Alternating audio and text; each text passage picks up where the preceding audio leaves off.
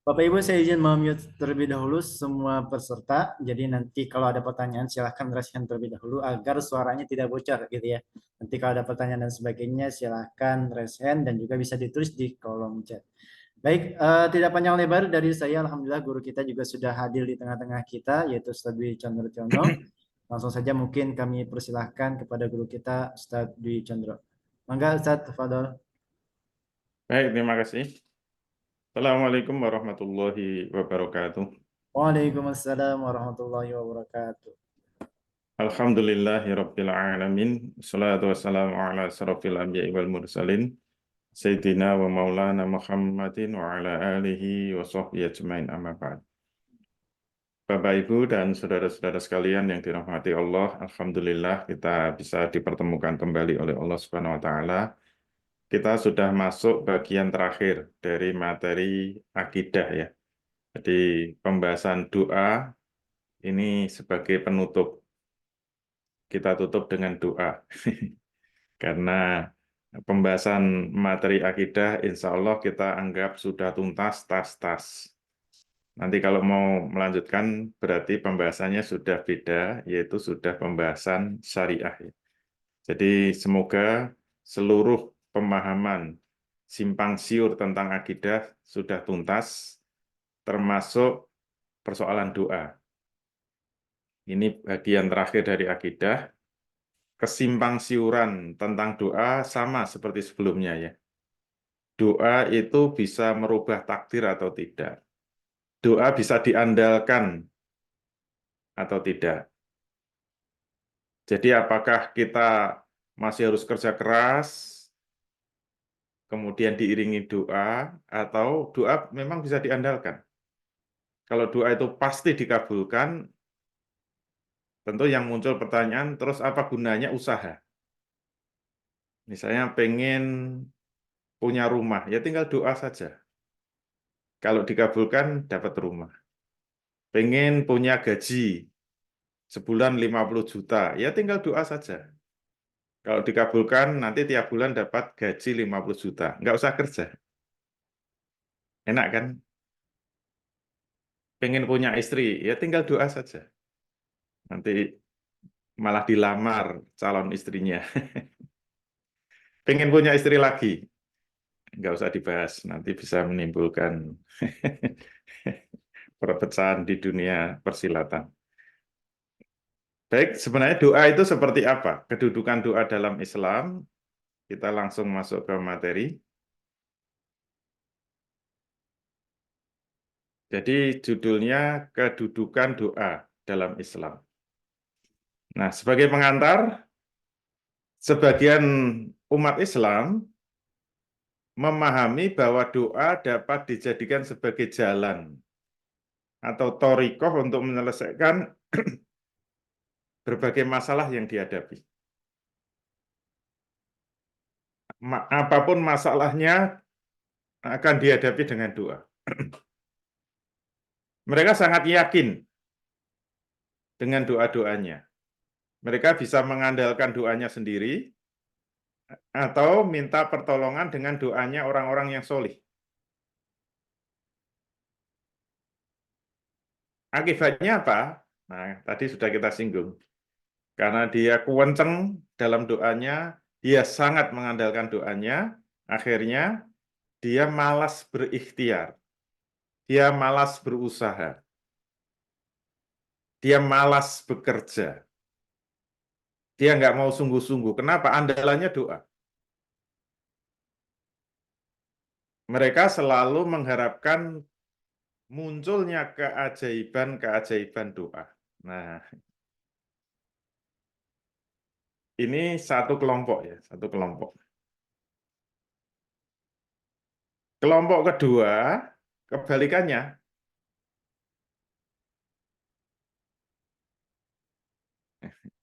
Ini kelompok yang sukanya ongap-angop. Kalau doa nggak niat belas. Doa sambil menguap ya. Yaitu kelompok umat Islam yang malas berdoa. Kenapa? Sudah nggak yakin doanya bisa menyelesaikan hidup yang dihadapinya.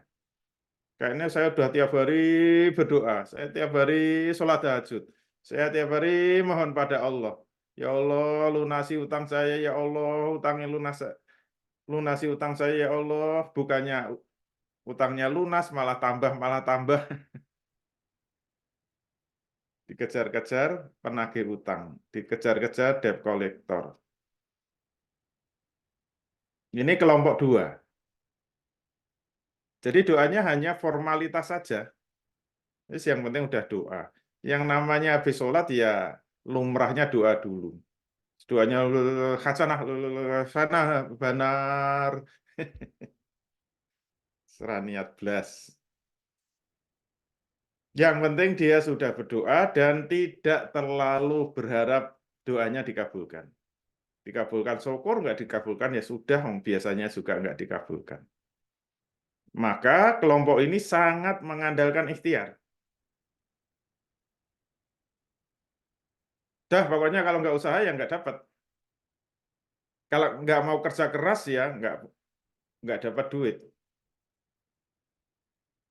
Doa ya seperlunya aja lah. Yang penting sudah doa. Nah, yang benar yang mana? Kelompok satu atau kelompok dua? Selalu pembahasannya kelompok satu salah, kelompok dua salah. Yang benar kelompoknya Iskariman. Bukan kelompok-kelompokan ya. Pemahaman yang benar seperti apa? Kita kembalikan pada dalil-dalil ini, berpikir tingkat dua ya. Berpikir tingkat dua, kalau ini masalah gaib, maka harus ada dalil yang bisa mengantarkan agar kita tahu rahasia-rahasia yang gaib. Baik, mari kita lihat bagaimana kedudukan doa itu menurut dalil-dalil Al-Quran maupun As-Sunnah. Kita mulai dari hadis ya. Rasul Shallallahu Alaihi Wasallam bersabda, "Ad-du'a'u mukhul ibadah." Doa itu otaknya ibadah. Doa itu kepalanya ibadah. Doa itu intisarinya ibadah. Nah, ternyata menurut Rasul, kedudukan doa itu sangat tinggi. Makanya jangan sekali-kali menyepelekan doa. Intinya inti, sarinya sari, core of the core, ahlinya ahli. Itu pandul kali itu. Intinya inti dari ibadah itu apa? Ibadah itu kan amal yang sangat tinggi, sangat mulia. Ibadah mahdoh. Tapi semulia-mulianya ibadah mahdoh, semulia-mulianya sholat, itu ada intisarinya sholat. Yaitu apa? Doa. Makanya orang sholat, kalau nggak paham apa yang dibaca, ya itu kayak manusia berjalan tanpa kepala. Karena intinya sholat itu ya doanya itu. Makanya Rasul mengatakan ad-du'a mukhul ibadah. Jadi salah besar orang yang menyepelekan doa. Yang nomor dua, lebih tegas lagi Rasul bersabda, laisa syai'un akramu 'alallahi minad du'a. Tidak ada yang lebih mulia di sisi Allah. Tidak ada yang lebih mulia di sisi Allah kecuali doa. Berarti menurut Rasul di sisi Allah doa itu sangat amat dimuliakan oleh Allah. Intinya inti, core of the core. Lebih tegas lagi Rasul bersabda, malam yas'alillaha yaghdab alaihi. Siapa saja yang tidak mau berdoa, tidak mau memohon, tidak mau meminta-minta kepadaku, Allah akan marah, murka kepada mereka itu. Masya Allah, Masya Allah. Ini kebalikannya manusia ya, mohon maaf. Manusia itu paling sebel kalau diminta-mintain itu, paling sebel. paling nggak suka. Coba kalau nggak percaya, kalau ada orang kaya, nanti ada tamu, mesti diintip dulu kan, bawa stop map atau tidak. Kalau yang datang sudah bawa stop map, jangan harap dibukakan pintu. Alah ini minta sumbangan lagi, minta sumbangan lagi. Normalnya manusia itu paling nggak suka, paling sebel kalau dimintai sumbangan. Bentar-bentar kotak infak berputar, bentar-bentar kotak infak berputar. Sampai pusing ini kepala. Lihat kotak infak yang bentuknya kubus aja jadi lingkaran. Munyer-munyer terus. Beda dengan Allah. Masya Allah. Justru Allah tersinggung berat, marah besar. Kalau ada orang tidak mau minta-minta sama Allah. Masya Allah. Sombong itu. Udah kaya apa? Sudah hebat apa? Sudah merasa cukup? Udah nggak butuh sama Allah? Ini kebalikannya. Allah murka kepada orang yang nggak mau minta-minta. Jadi kita ini disuruh meminta-minta. Bayangkan coba, kalau ada tetangga, kaya raya, duitnya triliunan, rumahnya banyak, perusahaannya banyak, terus ngasih pengumuman, siapa saja yang nggak mau datang ke rumahku, nggak mau minta duit kepadaku, tidak saya akui sebagai tetanggaku. Wah, itu bisa tumplek-blek itu orang sekampung datang ke rumahnya. Ada orang kaya pengumumannya kayak gitu? Bukan cuma orang sekampung, orang se-Indonesia bisa nyerbu semuanya. Loh ini ada Allah Subhanahu wa taala. Zat yang maha kaya, maha pencipta, maha kuasa, maha segala-galanya.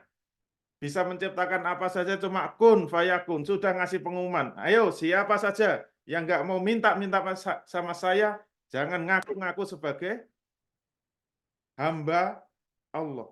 Wah, kok ya nggak ada yang mau minta-minta.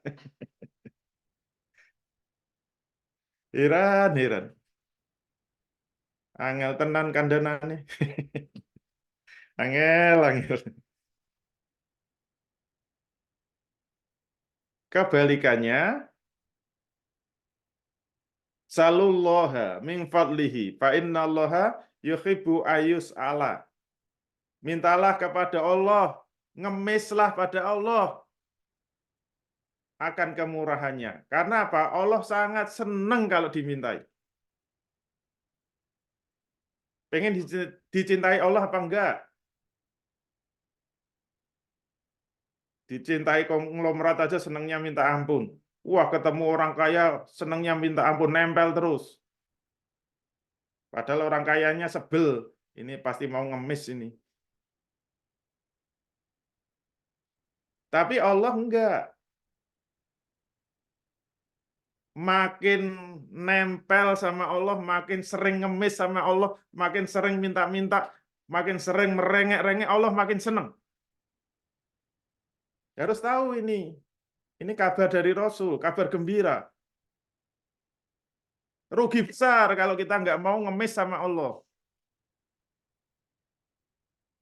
Sombong. Udah diumumkan.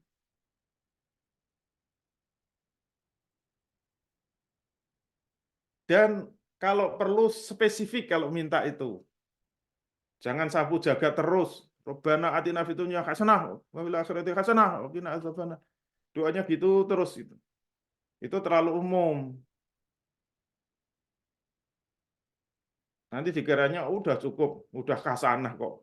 Kan udah khasanah, apalagi istrinya Siti Khasanah. Udahlah.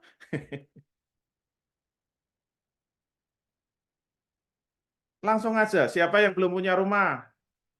Pernah minta sama Allah enggak? Langsung minta, ya Allah, belilah aku rumah. Tipe 100 enggak apa-apa. yang penting tanahnya 1000 meter, itu udah minta aja. Nanti kalau meleset-meleset ya tanahnya 500 meter nggak apa-apa, rumahnya tipe 90, meleset-meleset nggak apa-apa. Cuma pernah minta apa enggak?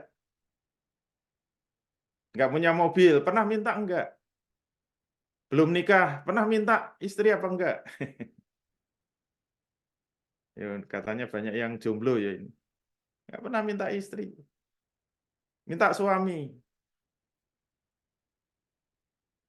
Kalau belum dikabulkan itu tandanya Allah seneng, supaya minta terus. Khawatirnya begitu dikabulkan lupa, nggak mau minta lagi. Kenapa? Allah sangat senang kalau dimintai. Itu zat yang maha kaya raya, tapi sangat pemurah. Mintalah kepada Allah akan kemurahannya. Karena sesungguhnya Allah sangat suka. Ini kurang apanya? Sangat senang kalau dimintai sesuatu. Minta aja semuanya. Nah, terus pengabulannya gimana? Kata Nabi, ma min muslimin yad'u bida'watillahi illa atahullahu iyyaha au sarrafa anhu minasu'i mislihi. Tidak ada seorang muslim pun yang di muka bumi ini berdoa kepada Allah kecuali pasti dikabulkan doanya atau dijauhkan dari keburukan musibah yang serupa. Maksudnya apa? Diganti. Kalau benar-benar dikabulkan sesuai permintaannya malah bahaya. Dulu teman kuliah saya itu ada tergila-gila sama penyanyi dunia namanya Madonna itu. Wah, gambarnya di kos-kosan tuh Madonna semua. Berbagai pose, ada yang jengking, ada yang tiarap. Saking tergila-gilanya sama Madonna. Tiap hari berdoa, ya Allah, belikah aku istri Madonna, Madonna gitu.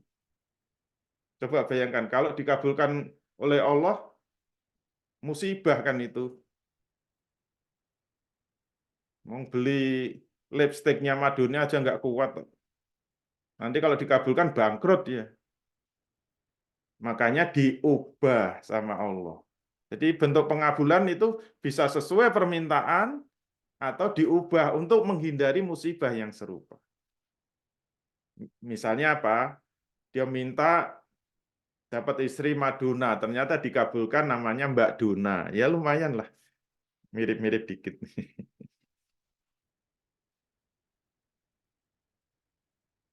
Ini lebih rinci lagi.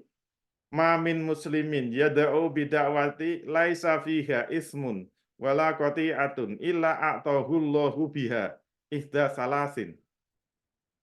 Imma yu'ajjila lahu da'watahu wa imma ayudakhiraha lahu fil akhirah wa imma ayusarrifa anhu as-su'a mislaha. Tidak ada seorang muslim pun yang berdoa dengan doa yang tidak mengandung dosa, yang tidak memutus hubungan silaturahim. Jadi jangan sampai doa itu ada unsur-unsur dosanya. Ya Allah, saya mau korupsi, ya Allah. Selamatkan ya Allah, semoga nggak ketangkap KPK ya Allah. Itu doa yang mengandung dosa. Atau doa yang mengandung pemutusan silaturahim. Ya Allah, semoga saya dapat warisan dari bapak saya semuanya. Semoga kakak saya lupa sama saya. Minggat dengan sendirinya. Biar warisannya untuk saya semua. Itu doa yang mengandung pemutusan silaturahim. Jadi kata Nabi, siapapun yang berdoa dengan doa yang tidak mengandung dosa, doa yang tidak mengandung pemutusan hubungan silaturahim, kecuali pasti Allah akan mengabulkan semua doanya. Pasti. Tapi dalam 3 bentuk. Nah, ini lebih lengkap. Pasti dikabulkan. Bentuk pertama, imma ayu ajila lahu da'watahu. Akan dikabulkan sesuai permintaan. Minta mobil, langsung dikasih mobil. Minta rumah, langsung dikasih rumah. Yang kedua, wa imma ayyudakhiraha lahu fil akhirah. Yang kedua, diakhirkan, ditunda sampai besok akhirat. Minta jodoh kok nggak dapat-dapat ya, sampai meninggal belum ketemu jodoh. Jodohnya dikasihkan besok di akhirat. Minta rumah juga nggak dapat-dapat. Sampai meninggal belum punya rumah. Ngontrak sana, ngontrak sini, jadi kontraktor. Dikabulkan besok bangunkan istana di surga. Yang ketiga, wa imma ayusarrifa anhu asu'a mislah. Diubah untuk menghindari keburukan atau musibah yang serupa kayak tadi ya. Misalnya pengen mobil, ya Allah, saya pengen mobil, ya Allah, biar kalau hujan nggak kehujanan, kalau panas nggak kepanasan. Minta terus, kok nggak dikabulkan? Mungkin Allah lebih tahu. Kalau dikasih mobil, malah membahayakan. Karena mungkin dia nggak bisa nyopir, malah nyemplung selokan nanti. Kemudian diganti dengan mobil-mobilan. Nah, alhamdulillah, malah jumlahnya lebih banyak. Pasti dikabulkan. Kemudian kita lihat dalam Al-Quran,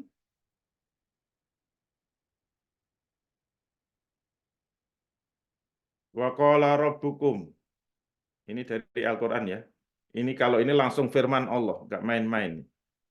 Wa qala rabbukum ud'uni astajib lakum. Innalladzina yastakbiruna an ibadati sayadkhuluna jahannama dakhirin. Allah sudah berfirman, ud'uni, berdoalah kepadaku, mintalah kepadaku. Kalau perlu ngemislah kepadaku, pasti akan aku kabulkan untukmu. Pasti, ini janji Allah. Astajib lakum. Jadi kalau yang janji Allah itu la yukhliful mi'ad, Allah tidak akan mengingkari janjinya. Kalau manusia janji tinggal janji bulan madu, malah ditinggal bulan madu. Itu manusia. Kalau Allah tidak akan mengingkari janji. Kalau Allah sudah mengatakan astajib lakum, pasti aku kabulkan untukmu. Harus yakin. Kalau doa itu harus yakin. Karena Allah tergantung persangkaan kita.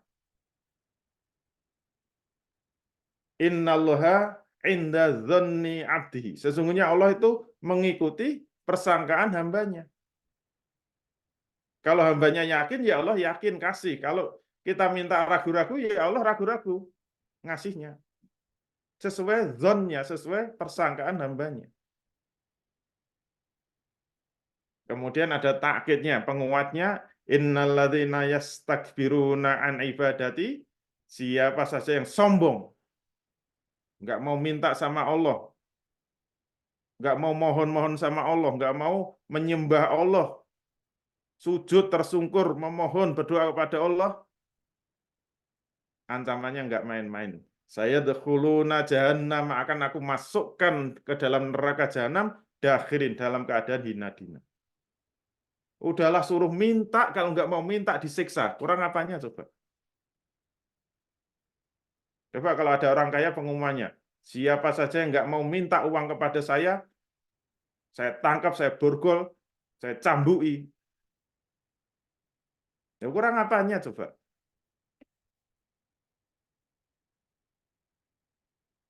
Ayat berikutnya. Wa idza salaka ibadi anni fa inni qarib. Ujibu da'watad da'i idza da'an. Falyastajibu li wal yu'minu bi la'allahum yarsudun. Ini untuk Rasul ya diingatkan. Apabila hamba-hambaku bertanya kepadamu, wahai Muhammad, tentang aku, maka jawab bahwasanya aku ini dekat. Dekat, makanya kalau doa nggak usah teriak-teriak. Allah dekat. Udahlah, dalam hati aja cukup. Boleh juga bersuara, boleh. Aku akan kabulkan permohonan orang-orang yang mau berdoa apabila dia mau berdoa kepadaku. Syaratnya apa? Nah, ini kalau ini dikasih syarat memang. Pengen nggak dikabulkan doanya? Syaratnya apa? Fal yastajibuli. Maka penuhilah segala perintah-perintahku. Sekarang itu kewajiban-kewajiban yang bisa kita laksanakan hanya fardu ain, fardu ain. Yang dilupakan apa? Fardu kifayah, fardu kifayah. Banyak sekali fardu kifayah sekarang nggak dilaksanakan. Gitu minta doanya dikabulkan. Dari mana? Dari Hong Kong. Kalau fardu kifayah tidak dilaksanakan, justru bukannya doa dikabulkan, malah dosanya ngalir terus tanpa kita minta. Namanya dosa investasi kan. Kalau ada orang berzina, kita dapat cipratan dosanya. Kalau tidak dihukum dengan hukuman cambuk. Kalau ada yang mencuri, kita ikut dosa. Kalau ada yang korupsi, kita ikut dosa. Kalau ada orang makan riba, kita ikut dosa. Dosa apa? Dosa kifayah. Karena mereka harus dihukum dengan hukum Islam. Kalau tidak dihukum dengan hukum Islam, kita seluruh rakyat, seluruh kaum muslimin ikut memikul dosa kifayah. Makanya harus ada perjuangan agar fardu kifayah itu dilaksanakan oleh negara. Insya Allah, kalau kita berdoa, doanya akan didengar oleh Allah. Karena itu syarat. Ini namanya ada fa syarat. Fal yastajibuli wal yu'minu bi. Hendaknya mereka mau memenuhi kewajiban-kewajibanku dan mereka mau beriman, yakin. Berdoa itu harus dengan iman, harus dengan yakin. Hendaknya mereka yakin kepadaku, la'allahum yarsudun. Agar mereka selalu dalam kebenaran. Jadi Allah ingin kita berdoa itu di garis, di jalan kebenaran. Bukan di jalan kemaksiatan. Ayat berikutnya. Amay yujibul muttarra idza da'ahu wa yaksifus su'a wa yaj'alukum khulafa'al ardi. Ailahum ma'allah qalilam ma tazakkarun. Atau siapakah yang bisa memperkenankan doa orang-orang yang sedang dalam kesulitan? Ayo ditantang. Siapa yang hidupnya sulit? Siapa yang hidupnya susah? Siapa yang bisa mengabulkan doa-doa orang yang mengalami kesulitan? Siapa yang bisa menghilangkan kesusahan dalam hati ini? Orang itu kalau hatinya sudah resah, sudah stres itu, menghilangkan aja susah kok. Stres terus. Ditantang sama Allah. Ayo, siapa yang bisa menghilangkan stres dalam hatimu? Itu dalam hatimu sendiri loh. Kalau kamu mengalami kesulitan hidup, ayo, siapa yang bisa menghilangkan kesulitan-kesulitan hidupmu? Dan siapa yang bisa menjadikan manusia sebagai khalifah di atas muka bumi? Itu kehendak Allah. Sekarang semua memusuhi khalifah, memusuhi khilafah. Tantang itu Allah Subhanahu wa taala. Itu keinginan Allah. Itu programnya Allah itu kekhilafan. Siapa yang memusuhi kekhilafan silahkan umumkan. Maka tantangan Allah, apakah ada Tuhan selain Allah? Silahkan. Kalau mau mengabdi kepada PBB silahkan. Mengekor kepada Amerika silahkan. Kepada Israel silahkan. Tapi jangan ngaku hambanya Allah. Sudah ditantang. Ailahum ma'allah, apakah ada ilah selain Allah? Qalilam ma tazakkarun. Amat sedikit orang yang mau memikirkannya. Cuma sedikit. Semua memusuhi, semua menentang syariat Allah. Itu pengen doanya dikabulkan. Dari mana? Ayat berikutnya, allazina yahmilunal arsya wa man haulahu yusabbihuna bihamdi rabbihim wa yu'minuna bih wa astaghfiruna lillazina amanu rabbana wasi'ta kulla syai'in rahmatan wa ilma faghfir lilladzina tabu wattaba'u sabilak wa qihim azabal jahim. Malaikat-malaikat yang memikul ars dan malaikat yang berada di sekelilingnya bertasbih memuji Allah, memuji Tuhannya. Dan mereka beriman kepadanya, serta berdoa. Malaikat aja berdoa kok. Memintakan ampun bagi orang-orang yang beriman. Seraya mengucapkan, ini doanya malaikat. Ya Tuhan kami, rahmat dan ilmu Engkau meliputi segala sesuatu. Maka berilah ampunan kepada orang-orang yang mau bertobat dan mau mengikuti jalan Engkau. Dan peliharalah mereka dari siksaan neraka yang menyala-nyala. Doanya malaikat. Malaikat berdoa. Ayat berikutnya, Rabbana wa adkhilhum jannati adnillati wa'adtahum wa man solaha min abaihim wa azwajihim wa dzurriyyatihim innaka antal azizul hakim. Ya Tuhan kami, masukkanlah mereka dalam surga Aden yang telah Engkau janjikan kepada mereka dan orang-orang soleh di antara bapak-bapak mereka, istri-istri mereka, dan keturunan-keturunan mereka semua. Sesungguhnya Engkaulah yang maha perkasa, lagi maha bijaksana. Kesimpulannya, dari dalil-dalil tadi, yang penting untuk kita pegang apa? Doa itu perintah Allah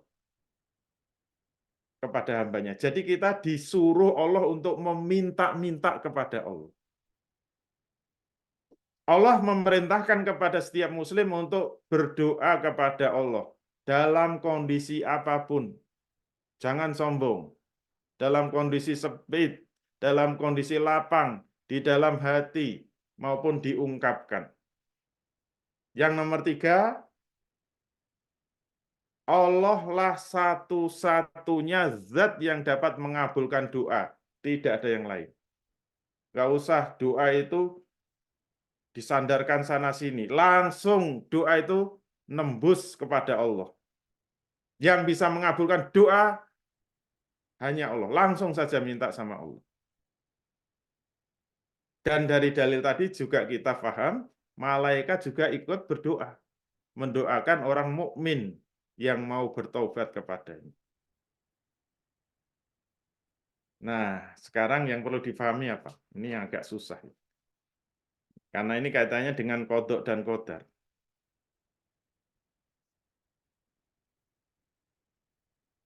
Yang perlu difahami, doa tidak bisa mengubah ilmu Allah.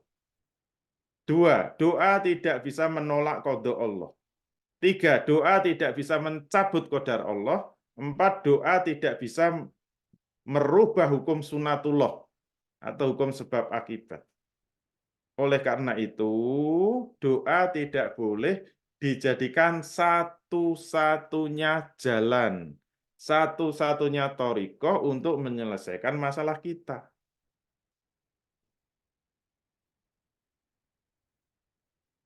Yang nomor 1, doa tidak bisa mengubah ilmu Allah, maksudnya apa? Allah menciptakan alam semesta ini dengan ilmunya. Udahlah, nggak usah berdoa. Ya Allah, mohon supaya jangan ciptakan iblis, ya Allah. Jangan ciptakan setan, supaya nggak mengganggu saya. Udah nggak bisa. Iblis, setan itu diciptakan Allah atas kehendaknya, atas ilmunya. Percuma kita doa seperti itu. Atau kita berdoa, ya Allah, nggak usah bikin neraka, ya Allah, udah tutup aja. Ditiup aja biar padam. Biar saya nggak masuk neraka. Nggak bisa doa seperti itu. Sia-sia itu. Yang nomor 2, doa tidak bisa menolak qadha Allah. Ya Allah, saya kok wajahnya nggak terlalu ganteng, ya Allah. Lahirkan kembali saya, Allah, dalam keadaan yang sangat tampan. Sehingga wanita tergila-gila sama saya. Udah, itu udah qadhanya, sudah casingnya kayak gitu, ya sudah, disyukuri saja. Ganteng enggak, jelek juga enggak, lumayan lah. Kita tahu qadha itu kalau sudah terjadi. Kita lahir di Indonesia, kita kulitnya sawo mateng, nggak terlalu ganteng, lahir dari orang tua yang nggak terlalu kaya, bukan anaknya Mukidi misalnya, sehingga bisa jadi cawapres, nggak ada hubungannya. Sudah itu kodok, nggak usah doa-doa yang bertujuan merubah kodok. Termasuk kalau orang tuanya meninggal, ya itu udah kodok. Nggak usah doa nangis-nangis, ya hidupkan lagi, ya Allah, hidupkan lagi. Itu doa yang sia-sia. Yang ketiga, doa tidak bisa mencabut qadar Allah. Nanti emak-emak masak di dapur, ngangkat panci yang masih panas, berdoa, ya Allah, semoga tangan saya nggak melonyot, ya Allah, dipegang, ya tetap melonyot. Itu qadar Allah. Allah sudah mengkodar setiap benda punya khasiat. Nanti kalau biasanya jamaah haji itu, kalau mau ke masjid kan antreannya lewat lift itu, wah lama sekali. Nggak sabar, di lantai 30 loncat. Ya Allah, semoga bisa mendarat dengan selamat, ya Allah. Ya ambiar itu kepalanya. Kenapa? Ya sudah dikodar, manusia nggak bisa terbang. Nggak usah berdoa pengen bisa terbang pakai tangannya gitu. Kodarnya kalau mau terbang ya pakai pesawat. Itu sudah dikodar sama Allah. Yang keempat, doa tidak bisa merubah hukum sebab akibat. Misalnya, saya kuliah di pertanian, terus berdoa tiap hari semoga saya lulus jadi dokter. Ya ketemu pirang perkara. Ya kalau jurusannya pertanian, ya lulusnya pertanian gitu loh. Pengen jadi dokter, hanya dengan doa gitu. Itu artinya apa? Allah tidak akan mengabulkan kalau tidak sesuai dengan sebab akibat. Termasuk, mohon maaf ya, kalau ingin mengalahkan Israel, caranya gimana? Ya harus mengirimkan bala bantuan, mengirimkan pasukan, mengirimkan senjata. Hadapi itu Israel. Itu namanya hukum sebab akibat. Jangan rakyat Gaza dibiarkan dibom terus, bayi-bayi suruh ngelawan bom, itu caranya gimana? Kita doakan terus. Semoga bayi bangkit membawa senapan, ngelawan tentara. Mikir. Nggak punya otak apa? Oleh karena itu, menyelesaikan masalah jangan hanya mengandalkan doa. Tapi kalau nggak mau berdoa, dosa. Loh, penjelasannya gimana sih? Kita lihat. Harus dengan dua lingkaran. Selalu penjelasannya dengan dua lingkaran. Ada lingkaran yang menguasai, itu di dalam dada. Ada lingkaran yang dikuasai, itu dalam kepala. Jangan sampai salah kamar. Antara perintah doa dengan dikabulkannya doa itu kamarnya berbeda. Ayat-ayat tentang perintah doa itu harus dimasukkan kepada kepala. Doa itu wajib. Kalau nggak mau berdoa, dosa itu di dalam kepala. Tapi dikabulkannya doa itu di dalam dada. Kenapa? Karena di luar lingkaran yang dikuasai manusia. Dikabulkannya doa itu di luar lingkaran yang menguasai manusia, yang dikuasai. Jadi lingkaran yang menguasai manusia berarti di dalam dada, dalam keyakinan-keyakinan. Kalau otak ini bekerjanya kan pakai logika sebab akibat kan. Makanya mohon maaf ya dulu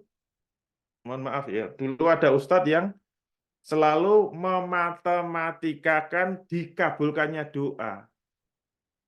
Ya memang banyak kan janji-janji itu.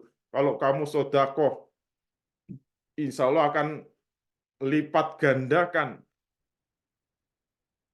ganjarannya 10 kali lipat misalnya. Langsung dimatematikkan, wah diceramahkan.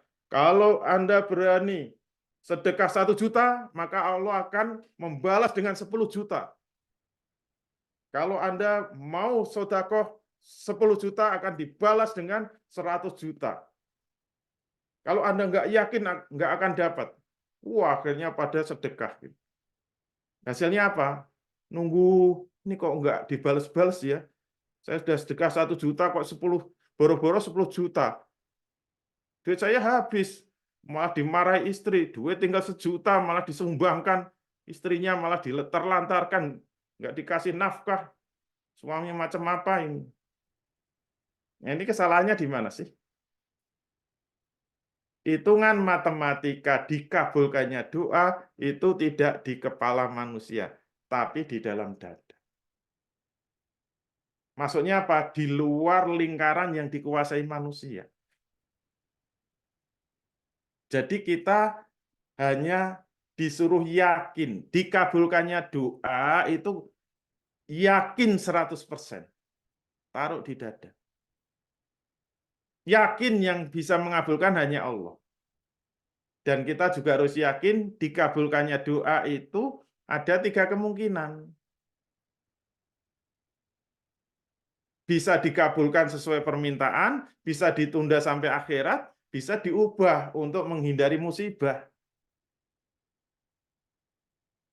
Mana yang akan diberikan Allah kita nggak tahu.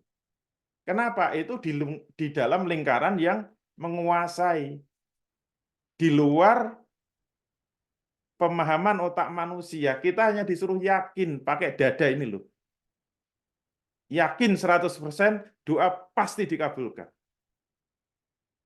Kita yakin juga pengabulannya 3 kemungkinan. Ini kan tidak pasti. 3 kemungkinan. Maka yang ada di dalam kepala kita itu apa? Kita harus paham bahwa doa itu perintah Allah. Apapun masalahnya kita diperintahkan untuk berdoa. Dan kita harus yakin ini bagian dari ibadah, bahkan itu intinya ibadah. Core of the core. Intinya inti, sarinya sari. Oleh karena itu, tujuan utama berdoa itu apa? Mencari pahala.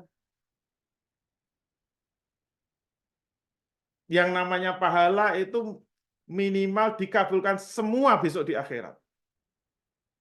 Pasti itu.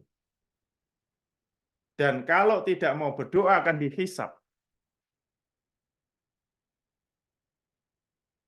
Nah, ini masalahnya itu. Contoh ya, contoh ya.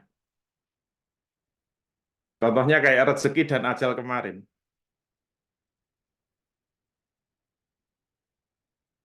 Misalnya saja ya. Pagi-pagi istrinya teriak-teriak kayak kemarin. Pak, berasnya habis, Pak. Ya sudah sana beli. Duitnya mana? Ambil di dompet. Dompetnya mana? Contohnya kayak kemarin. Setelah dompet dibuka, dompet kosong gitu kok. Beli pakai apa?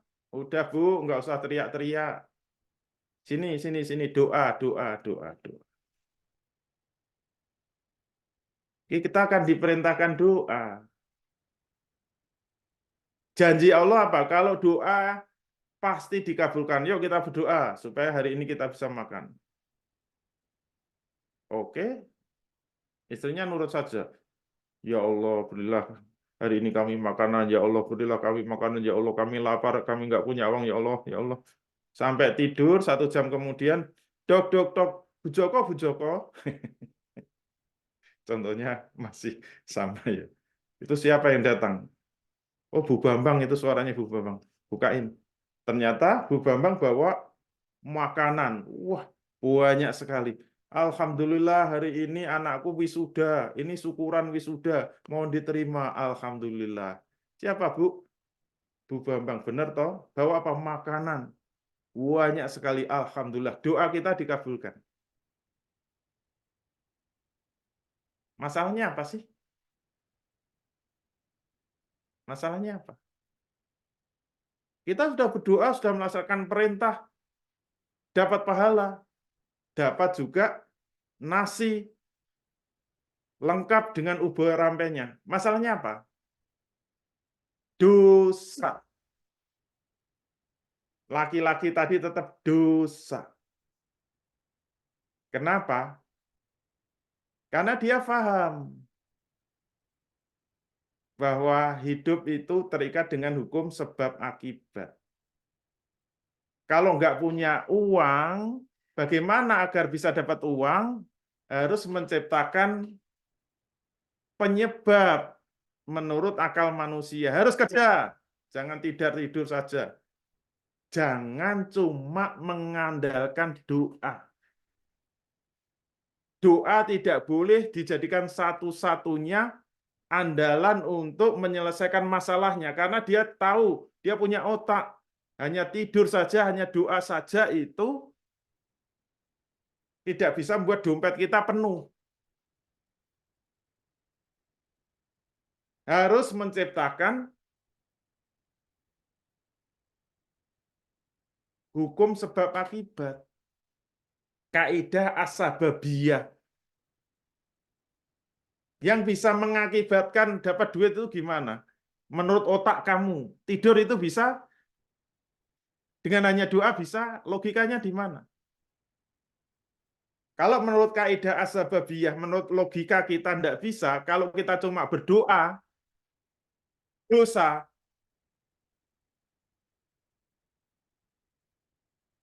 Tapi kalau kemudian nggak punya duit, langsung keluar, langsung kerja, nggak mau berdoa, dosa juga. Sombong itu. Ayo. Tetap dosa. Dengan kerja keras, akhirnya dia dapat dosa.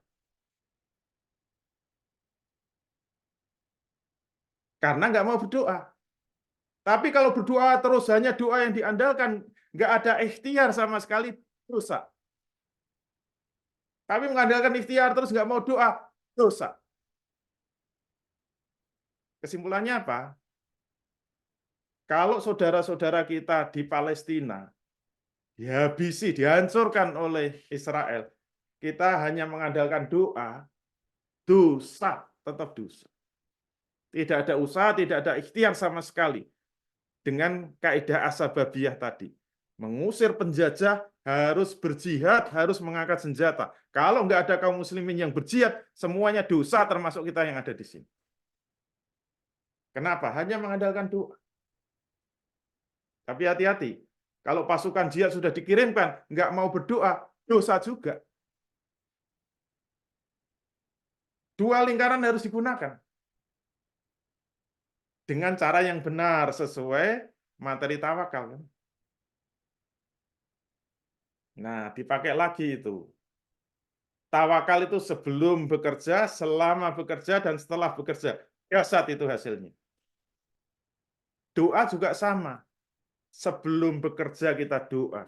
Selama kita bekerja harus terus berdoa. Selesai bekerja itu harus tetap bekerja.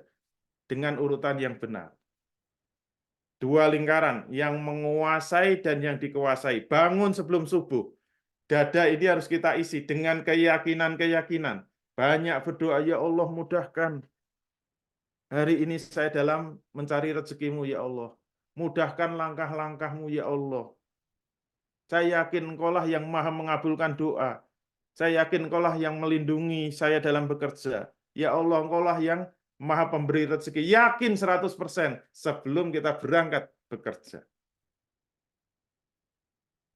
Yakin nanti yang akan jadi backing adalah Allah Subhanahu wa taala. Inilah yang akan memunculkan semangat di dalam bekerja, semangat di dalam berjuang, semangat dalam ikhtiar. Berani menembus dimensi sebab musabab. Kenapa? Dadanya sudah full cas. Diisi dengan keyakinan, diisi dengan zikir, diisi dengan doa kepada Allah. Inilah yang menjadi penyangga bagi kepala kita. Tapi Allah kasih syarat. Kalau ingin Allah jadi backingnya, syaratnya apa? Dalam kepala ini harus terikat dengan syariat Allah, dalam kepala harus senantiasa terikat dengan sunatullah, dan Di dalam kepala ini harus selalu berdoa kepada Allah. Nah, ini baru lengkap. Dahsyat itu hasilnya. Oleh karena itu, tujuan berdoa kalau kita review, satu, untuk melaksanakan perintah Allah. Dua, untuk mendapatkan pahala dari Allah. Tiga, sebagai manifestasi amal ibadah kita, wujud ketundukan kita kepada Allah. Untuk memenuhi kebutuhan-kebutuhan kita. Baik perkara dunia maupun perkara akhirat. Doa juga digunakan untuk menghilangkan rasa sedih kita. Sulit menghilangkan rasa sedih itu. Jika doa dikabulkan, itu anugerah yang besar dari Allah. Dan Allah kalau memenuhi doa, itu juga sesuai dengan hukum sebab akibat. Kalau pengen lulus jadi dokter, ya harus SD, SMP, SMA, kuliah di kedokteran. Jangan kuliah di ekonomi. Kalau kuliah di ekonomi, ya jadi sarjana ekonomi. Jika kebutuhan tidak dipenuhi, tetap mendapat pahala. Doa pasti dikabulkan, walaupun nanti di akhirat. Dan pengabulan di akhirat jauh lebih besar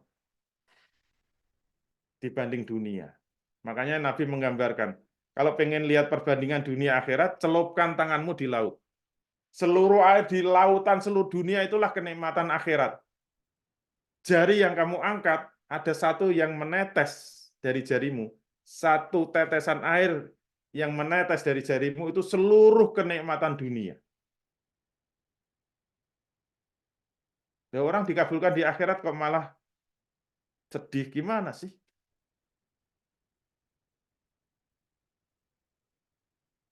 Bentuk-bentuk doa, boleh doa itu ibadah yang paling luas dan luas.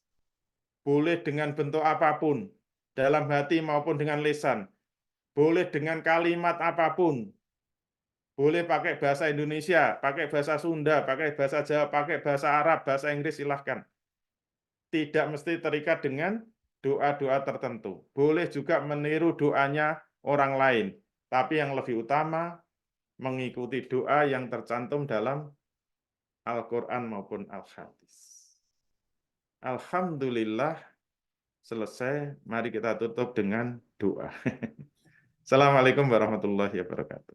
Waalaikumsalam warahmatullahi wabarakatuh. Masya Allah, jazakallah khair Ustadz atas penjelasan ilmu materi pada kesempatan pagi kali ini yang luar biasa ya, membuka kembali pikiran kita, hati kita tentang makna doa yang sesungguhnya dalam Islam seperti apa. Tadi ingat ada dua lingkaran, lingkaran yang menguasai manusia, itu yang kemudian taruhnya di dalam hati kita, tempatkan dalam hati kita, yakini bahwa Allah pasti akan mengabulkan doa-doa kita, dan juga ada lingkaran yang dikuasai manusia yang kemudian terikat dengan hukum sebab musabab gitu ya.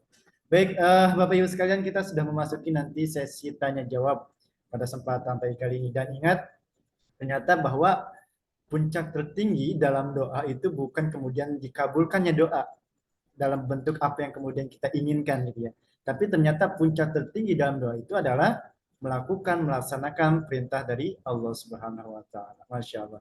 Jazakallah khair Ustaz atas penjelasan yang luar biasa pada kesempatan pagi kali ini. Nah, ini udah masuk beberapa pertanyaan Ustaz kepada kami pada kesempatan pagi kali ini tentang doa ya, sebagai penutup. Ada yang kemudian bertanya seperti ini Ustaz, doa seseorang tersebut apalagi di dunia marketing gitu ya, ketika kemudian menjelaskan kepada konsumen, biasanya sebelumnya gitu malamnya kemudian dia berdoa, ya Allah besok saya ketemu konsumen, mudahkanlah, lancarkanlah sampai kemudian closing, sampai kemudian di hari H bertemu dengan konsumen selalu berdoa, sampai kemudian di akhir pun selalu berdoa. Tiba-tiba konsumennya nggak jadi beli nih Ustaz. Nah, apakah kemudian justru gitu ya, kita merasa sedih, kecewa dan sebagainya. Nah, apakah kemudian bentuk sedih, kecewa, doa udah dilaksanakan, sebab musabab sudah dilakukan, hukum sebab musababnya, kemudian nggak terkabul yang harapannya itu bisa closing. Nah, sifat sedih kita, kecewa kita, apakah itu hal lumrah, Ustaz, dan dibolehkan dalam Islam atau seperti apa kira-kira, Ustaz? Ya, terima kasih. Jadi kalau kita sudah ikhtiar, sudah doa, kok tidak dikabulkan, itu sedih. Itu normal. Ya nggak normal kalau tidak dikabulkan kok nggak sedih. Nah, itu harus diperiksa ke psikiatri itu. Itu udah nggak normal. Jadi Allah sudah mengkodar pada hati manusia. Hati manusia itu punya khosiat, kalau kena musibah, kalau gagal itu sedih. Itu sesuai dengan khosiat, sudah sesuai dengan kodarnya Allah. Jadi kalau sedih itu maklum, normal gitu. Dulu kan sudah dijelaskan dalam materi kodok dan kodar. Manusia punya khosiat. Hati manusia itu punya khosiat, sedih, gembira, tertarik, tidak tertarik. Kalau laki-laki ketemu perempuan cantik tertarik, ya itu normal. Yang nggak normal ketemu wanita cantik nggak tertarik. Bahaya itu. Rusak itu fitrahnya. Terus dalam materi kodok-kodar kemarin kan sudah dijelaskan. Rasa sedih itu dari Allah. Rasa sedih kodarnya Allah. Rasa tertarik itu kodarnya Allah. Itu tidak dihisab.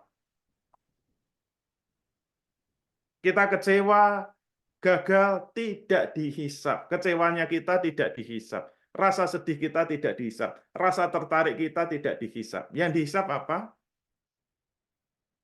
Manajemen kesedihannya yang dihisab. Kalau sudah sedih, terus apa yang akan kita lakukan terhadap kesedihan kita? What next? Itu yang dihisab. Munculnya kesedihan tidak dihisab, itu qadar Allah. Qadar Allah tidak dihisab.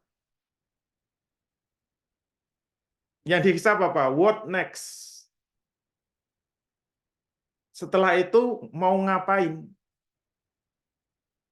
Kemarin contohnya kan di materi kodok kodar, ada perempuan diputus pacarnya, kan sedih gitu. Diputus cinta kan sedih. Setelah itu ngapain? Kan pilihannya dua. Mau bertobat, nggak pacaran lagi, atau mau bunuh diri. Keputusan respon terhadap kesedihan itulah yang dihisab, bukan sedihnya. Sedih nggak dihisab kok. Yang dihisab itu apa? Pengelolaan sedihnya itu, manajemen. Setelah sedih mau ngapain? Mau bunuh diri? Atau mau bertobat? Demikian juga kalau kita gagal dalam marketing, gagal, sedih, ya maklum. Nggak usah ditangis, saya kok gagal, kok sedih. Wah, iman saya nggak beres. Nggak beres gimana? Yang nggak beres itu kalau gagal kok nggak sedih. Itu yang nggak beres. Nah, kalau kita gagal sedih terus mau apa? Nah, itu yang dihisab. Dalam lingkaran yang kita kuasai. Hisab itu hanya dalam lingkaran yang kita kuasai. Kita terus akan bangkit, jualan lagi, menawarkan lagi, atau kemudian pulang nangis terus. Terus nggak semangat, nggak mau jualan lagi. Pasrah. Nanti kalau laku ya syukur, nggak laku ya syukur. Udah doa bolak-balik juga nggak dikabulkan. Sudah nawarkan sana sini nggak dikabulkan. Dihisab itu. Itu yang dihisab. Sikap kita kalau kita sedih itu mau ngapain? Bangkit atau loyo? Nah, itu yang dihisab. Terus maju atau malah mundur teratur. Itu keputusan kita. Itulah yang akan dihisab. Kalau kita sedih, alhamdulillah. Masih normal hati kita. Kalau nggak sedih, itu gawat itu. Gitu ya, Allah alam. Oke, siap. Masya Allah. Jazakallah khair, Ustaz, atas penjelasan yang luar biasa. Nah, next, selanjutnya ada pertanyaan seperti ini, Ustaz. Ketika kemudian kita berdoa, maksudnya adalah berziarah kubur, Ustaz. Ziarah kubur, kemudian dilakukan aktivitas doa, tapi doanya kemudian melakukan wasilah. Ziarah kubur misalkan kepada salah seorang orang yang soleh gitu atau ulama dan sebagainya, Kita berziarah ke sana, kemudian kita doa atas wasilah gitu Ustaz. Nah, kira-kira doa seperti itu diperbolehkan atau bagaimana Ustaz? Kemudian ketika kita bicara, doa, minta tapi dengan wasilah ziarah kubur dengan orang yang soleh. Kira-kira bagaimana Ustaz? Kira-kira. Iya, tawasul ya, tawasul itu Tawasul. memang ada ikhtilaf. Ada yang mengharamkan, ada yang membolehkan. Kalau saya memahami, karena ini ikhtilaf ya, yang saya pahami tawasul itu boleh. Ada tuntunannya, ada ajarannya, asal tawasulnya benar. Jadi tawasul yang ada apa? Ada tuntunannya dalam hadis Nabi, hadisnya itu hadis sahih. Itu tawasul yang dilakukan oleh 3 pemuda yang terjebak dalam gua. Dia sudah berupaya sekuat tenaga mendorong itu batu, nggak bisa bergerak sedikit pun. Tinggal tunggu matinya kan. Semua akhirnya sudah mentok, nggak bisa. Akhirnya satu-satunya andalan cuma doa. Nah, ketiga-tiganya bertawasul. Nah, tawasul yang dituntunkan dalam hadis itu apa? Tawasul dengan amal kebajikan yang pernah dilakukan. Dipikir kembali, andalan amal kita apa? Silahkan. Itu digunakan untuk tawasul, boleh. Ya Allah, saya pernah menolong orang miskin di pinggir jalan. Dia sudah hampir mati, ya Allah. Saya cuma punya uang 10.000, ya Allah. Padahal itu untuk beli makan hari itu. Sudah nggak ada uang lain. Kalau saya kasihkan ini uang, saya nggak makan. Seharian akan nggak makan. Tapi ini lebih parah, ya Allah. Saya ikhlas, ya Allah, 10.000 untuk nolong orang yang mau mati kelaparan. Itu adalah amal terbaik yang pernah saya lakukan, ya Allah. Semoga dengan amalan ini buka pintu gua ini. Itu namanya tawasul. Saya sering itu melakukan itu. Biasanya kalau sudah mentok semuanya, saya mesti ingat tawasul. Dan saya mikir-mikir terus andalan amal saya apa ya? Gitu. Itu boleh, silahkan. Gitu ya. Kalau nggak yakin, nggak usah. Untuk yang yakin saja. Gitu ya, Allah. Berarti kalau tawasulnya terhadap kuburan bagaimana Ustaz? Maksudnya. Itu tawasulnya logika yang dibangun, orang yang soleh itu kan pahalanya sudah banyak. Hmm.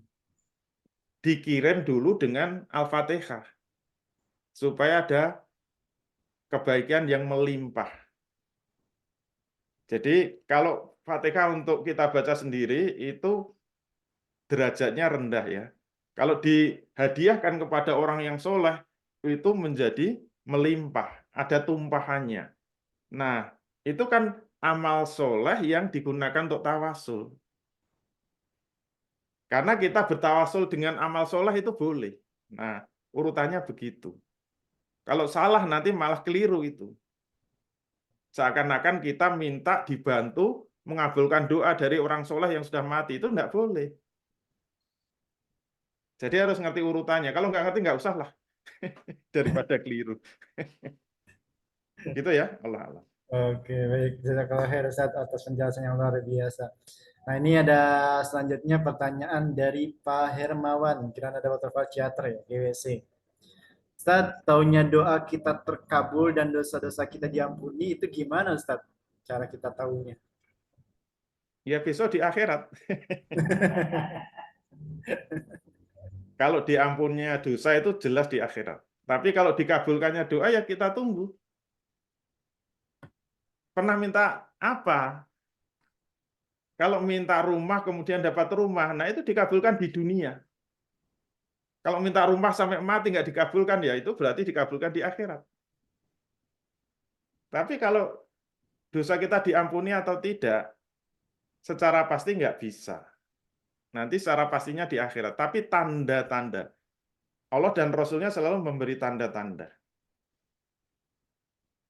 Misalnya, mayuridillahu khairan yufaqihu fiddin. Itu kan tanda-tanda. Tanda-tanda orang itu dikehendaki baik oleh Allah. Dikehendaki baik itu kan berarti salah satunya dosa-dosanya diampuni. Tanda-tandanya apa? Yufaqihu fiddin. Dia semakin faham agama, Kalau Bapak Ibu sekalian ikut kajian Iskariman, pemahaman agamanya semakin naik, tanda-tanda kita dikehendaki baik oleh Allah, tanda-tanda doa-doa pertaubatan kita diterima oleh Allah. Tapi kalau disuruh ngaji sama bosnya itu makin sebel. Jumat-Jumat baru enak-enaknya mau kerja, suruh pengajian lagi. Nah, itu tanda-tanda taubatnya tidak diterima oleh. Atau sudah ikut kajian tapi malah tidur, nggak tambah pemahamannya, itu juga tanda-tanda. Jadi kalau pemahaman agama kita semakin tambah, itu tanda-tanda. Nah, itu yang alamatnya diberikan oleh Allah dan Rasul. Gitu ya. Allah. Masya Allah, jazakallah khair Ustaz. Nah ini menarik nih, ada beberapa pertanyaan lagi Ustaz yang kira-kira perlu kemudian diperjelas kembali ya. Tentang adab-adab berdoa Ustaz. Apakah kemudian ketika kalau kita mau berdoa harus ngambil wudhu dulu, harus kemudian menghadap kiblat dulu dan sebagainya, atau memang boleh dalam kondisi apapun, dalam keadaan apapun kita berdoa Ustaz. Kira-kira bagaimana Ustaz untuk mengetahui adab-adab dalam berdoa? Semua adab doa itu sunnah. Tidak ada yang wajib. Oleh karena itu, kalau kita sempat dan bisa melakukan, lebih baik. Pahalanya lebih banyak. Insya Allah lebih makbul. Yakin aja. Tapi kalau nggak bisa, segala situasi, kondisi, dimanapun, kapanpun, siapapun, minumnya doa kepada Allah. Kita dalam keadaan hadas, ya silakan berdoa, nggak apa-apa. Tidak dalam keadaan suci, tidak dalam keadaan wudhu. Tetap berdoa. Di mana saja, di pesawat, di masjid, di kantor. Tapi kalau ada bisa dipenuhi lebih baik. Sebelum berdoa kita bersuci dulu, ambil air wudhu. Urutannya, doa diawali dengan apa? Dengan basmalah misalnya. Kemudian dengan sholawat. Kemudian dengan istighfar, mohon ampun. Kemudian menghadap kiblat, tangannya diangkat. Ini sunnah ini. Kemudian kita sampaikan dengan pelan-pelan, tidak teriak-teriak, tidak tergesa-gesa. Nanti diakhiri dengan hamdalah, dengan sholawat. Nah, itu adab-adab yang sudah dituntunkan oleh para ulama, yang semuanya ada dalilnya. Kalau bisa begitu, bagus. Itu bertambah-tambah banyak pahalanya. Syukur doanya menggunakan Al-Quran. Rabbana atina fid dunya hasanah wa fil akhirati hasanah wa qina azabannar. Itu namanya tambah lagi doanya. Pahalanya tambah. Tapi menurut saya yang paling jos itu langsung muncul dari hati, dari lubuk hati yang paling dalam. Ya Allah, tolong saya ya Allah, mudahkan penjualan saya. Nah itu lebih jos itu. Daripada pakai Arab-Araban, panjang nggak paham sama sekali, itu kayak orang mabuk itu namanya. Nggak paham dengan yang dibaca. Menurut saya lebih afdol. Muncul dalam hati kita, kita paham, langsung ikhlas lillahi ta'ala. Langsung kita lemparkan kepada Allah. Yang lain-lain sunnah, tidak wajib. Gitu ya, Allah. Masya Allah, jazakallah khair Ustaz atas penjelasannya luar biasa. Nah terkait kemudian tadi sudah ya tentang adab-adab berdoa, tentu kalau seandainya kita awali dengan apa namanya berwudu dan sebagainya itu merupakan sunnah dan juga mendapat pahala tambahan tentunya ya. Tapi dalam kondisi apapun ternyata ya boleh-boleh saja kemudian kita berdoa. Yang penting apa? Benar-benar khusyuk niat sampaikan kepada Allah Subhanahu Wa Taala. Nah terkait kemudian waktu Ustaz, adakah waktu yang rekomendasi untuk berdoa yang kemudian disampaikan oleh Rasulullah waktu terbaik untuk berdoa dan dikabulkan. Kira-kira waktu kapan aja nih Ustaz? Mungkin teman-teman juga perlu tahu Iya, nih. semuanya sunnah. Itu yang penting dulu ya. Tapi Allah dan Rasulnya sudah memberikan informasi. Memang ada waktu ada tempat yang mustajab. Tidak hanya waktu ya, tempat. Waktu yang paling mustajab diantaranya apa? 2/3 malam. Sebelum azan subuh. Itu waktu yang mustajab. Kemudian diantaranya yang lain apa? Ketika khotib duduk di antara 2 khutbah. Termasuk besok khutbah Idul Adha itu sunnahnya 2 khutbah ya, 2 kali khutbah. Ketika khotib duduk, kemudian doa. Itu termasuk waktu yang mustajab. Antara azan dan iqomah itu juga waktu yang mustajab. Yang lain yang itu jos itu ketika ada akad nikah. Ketika ijab kabul itu harus dibuka oleh Allah. Jadi kalau ada ijab kabul itu yang diincer apa? Pas ijab kabulnya itu. Jadi ketika aku nikahkan kamu, saya terima, itu langsung aja doa itu. Nembus ars itu. Karena dibuka langit-langit ars. Itu waktu. Kalau tempat memang di masjid tentu lebih utama daripada di rumah. Sama-sama masjid, Masjidil Haram itu lebih utama. Masjid Nabawi, Masjidil Aqsa. Jadi ada 3 masjid yang lebih utama dari masjid yang lain. Kalau kita sholat di Masjidil Aqsa, insya Allah pahalanya 100 kali lipat daripada masjid biasa. Kalau di Masjid Nabawi 1000 kali lipat. Kalau di Masjidil Haram 100.000 kali lipat.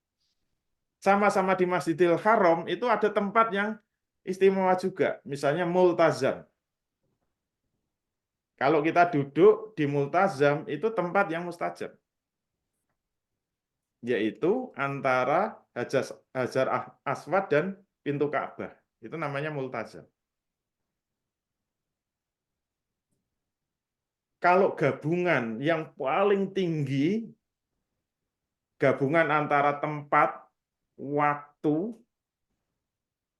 itu nggak ada duanya, itu apa? Ketika wukuf di Arafah.